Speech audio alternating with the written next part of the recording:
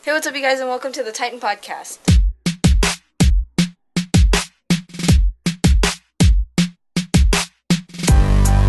Today we're going to be interviewing Mr. Michael LaFleur, one of our teachers here, who teaches med science. So what do you specialize in? My medical specialty is sports medicine, so the focus is treating athletic injuries, rehabilitation, prevention, supervision of athletic events, stuff like that. How did you get into medicine? Well, I was pretty good in math and science in high school, and once I got to college I started taking some courses in anatomy and physiology. Really liked it and found that I really liked studying the human body. Loved being around sports, so it was sort of a natural fit. Were your parents into the medical field? No, I grew up on a farm, and they were not in the medical field whatsoever, but they encouraged me to pursue my dreams and goals, and it was a great way to grow up. It was great. How long have you been practicing? I graduated from college in 1994, so I've been working in the sports med field for about 22 years. And I've worked in different settings like physical therapy clinics. I've worked in professional sports with minor league baseball, and then quite a few of those years were spent working with high school athletes and students. As a lot of people know, in order to work in medicine, you have a lot of schooling. So what was your school experience? I received a bachelor's degree in exercise and sports science, and then I have a master's degree in sports medicine. That typically takes about 6 years. It took me 7 because I changed majors in between, but the professional organization is now trying to get that down to about 5 years so students can come out in about 5 years with a degree in sports medicine. What are some of the best parts about working in medicine? Well, number one is you get to help people, and you get to be around people every day, and in my job I'm around high school students all day, so it's fun being around young, energetic people, and it's always a lot of laughs too, so I enjoy that part. What's the hardest thing you would say about the job?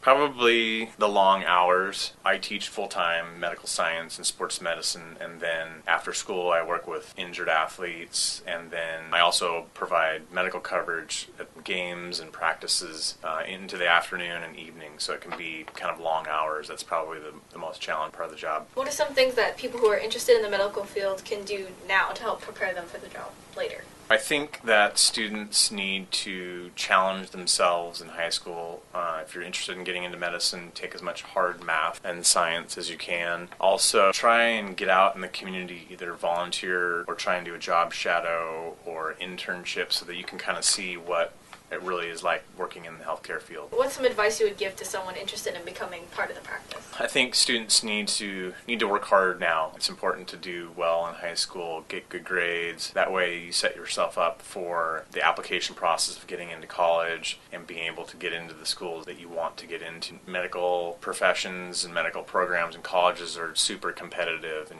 you're competing against a lot of people. So do your best now, and that helps a lot. Announcements for this week, we just like to promote different events and things that might be coming up. Union High School has an American Red Cross blood drive coming up next week, next Tuesday, April 19th. So if you are 16 years or older, you can sign up to donate blood, which is a great thing to do. Good way to help people out in your community. And then also, if students are interested in volunteer opportunities in medicine, the Post-Grad Center has several different internship opportunities, job shadow opportunities that they can set you up with there. Also, we would like to invite you to check out our YouTube channel if you haven't yet. UHS Titancast, type it into Google. It should be one of the first things to come up so you can see and find some of our older podcasts. Next, I have a quick challenge for you. Essentially, I have some myths and facts about different health-related things. Okay. And you're just going to try to guess if it's a myth or a fact. Okay. Kale is our healthiest green.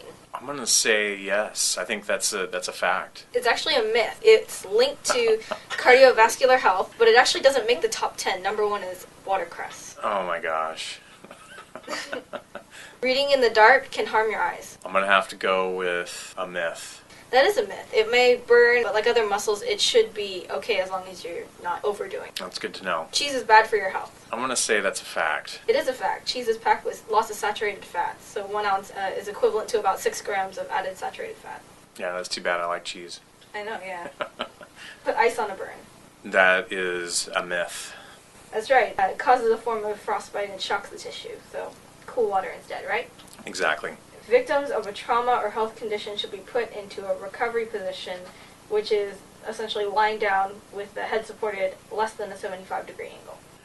That is a fact. Yep. At about a 75-degree angle, a person's heart has to work a lot harder and has a decreased output of about 30%. Sugar makes kids hyper. I'm going to say that's a myth. It is a myth. Sugar isn't good for them, but it doesn't necessarily cause them to act out. Since parents believe that there's a link, they just tend to be more attentive. Green tea can lower your risk for cancer. I'm going to say that's a fact. It is a fact. Green Yes. tea has antioxidants that protect against the oxidative damage of cancer, so lowering your risk of breast cancer 22%, prostate cancer 48%, and colorectal cancer by 57%. That's awesome. And last one, by doing certain targeted exercises, you can burn fat in specific areas. That is a myth. Yep, while targeted exercises help to strengthen muscles, it doesn't necessarily help burn the fat in that specific area. The distribution of fat is due to genetics. That's right. So thank you, Mr. LaFour, for joining us on the podcast today. And thank you guys for watching. We'll see you guys next week.